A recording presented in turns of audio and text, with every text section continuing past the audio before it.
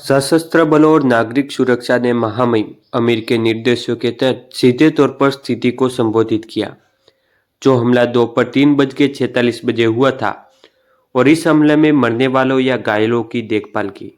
हमने स्थिति को नियंत्रित करने के लिए सभी उपाय किए।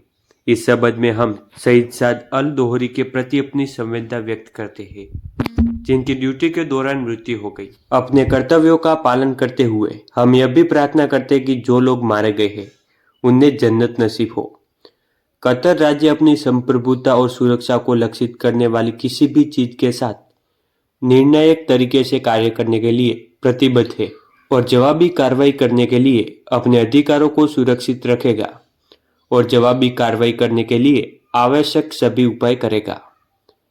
महामहिम आमिर के निर्देशों तहत नागरिकों और निवासियों की सुरक्षा हमारी सर्वोच्च प्राथमिकता है और इसी आधार पर हम भविष्य में ऐसी कार्रवाइयों और उपायों को रोकने के लिए सभी नीतियों और निर्देशों की समीक्षा करेंगे ताकि यह दोबारा न हो सके। इस संबंध में एक समिति का नेतृत्व राज्य मंत्री मोहम्मद अल खलीफी करेंगे, जो जवाबी कार्रवाई करने और इस हमले का जवाब देने के लिए आवश्यक सभी उपाय करेंगे।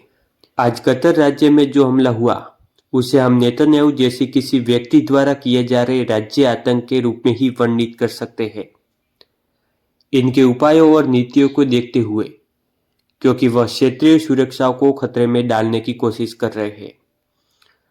इस क्षेत्र में किसी भी खिलाड़ी को कतर राज्य की सुरक्षा के साथ खिलवाड़ करने के लिए अनुमति नहीं दी जाएगी और सभी नीतियों का अनादर और सभी देशों और राज्यों की संप्रभुता का उल्लंघन भी है। नेतन्याहू ने खुद कहा था कि वह मध्य पूर्व को नया आकार देंगे। क्या उनका मतलब यह है कि वह खाड़ी क्षेत्र को भी नया आकार देने जा रहे हैं? हम एक निर्णायक क्षण पर पहुंच गए हैं। पूरे क्षेत्र में जवाबी कार्रवाई होनी चाहिए।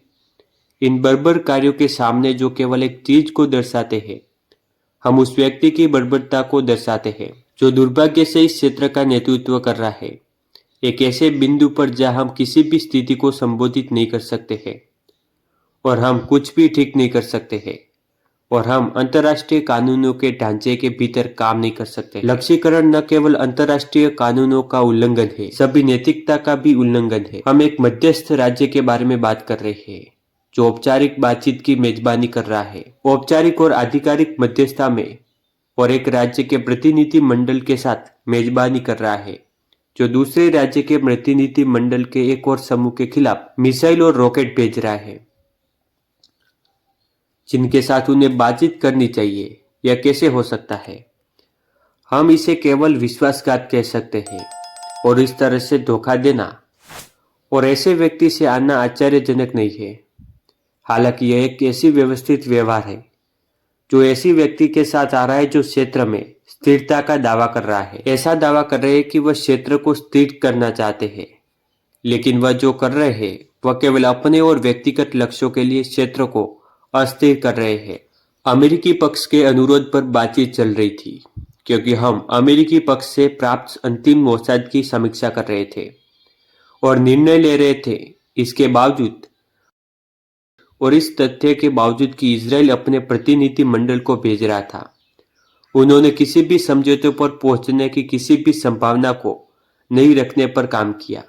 क्या दुनिया को यह समझने के लिए किसी स्पष्ट संदेश की आवश्यकता है कि कौन दरवाजा बंद कर रहा है?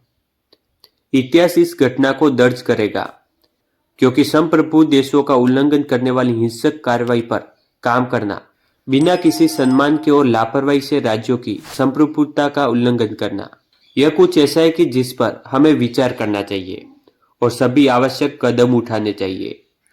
हमने इस हमले का समाधान करने के लिए सभी आवश्यक उपाय करने के लिए सभी मित्र और सहयोगी देशों के साथ काम किया है और उनसे सलाह ली और भगवान ने चाहा तो हम आने वाले दिनों में उठाए जाने वाले सभी कदमों और उपायों की घोषणा करेंगे। धन्यवाद।